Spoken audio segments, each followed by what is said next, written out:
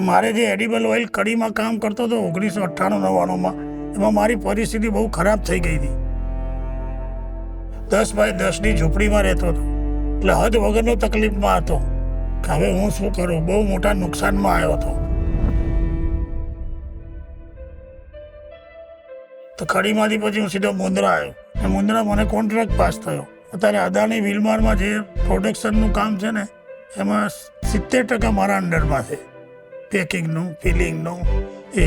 અને મારે અંડરમાં ત્યારે હાલ 150 થી 200 લેબર કામ કરી રહે. આજે જ કોન્ટ્રાક્ટ મારો 25 વર્ષથી કન્ટિન્યુઅસ ચાલી રહ્યો છે.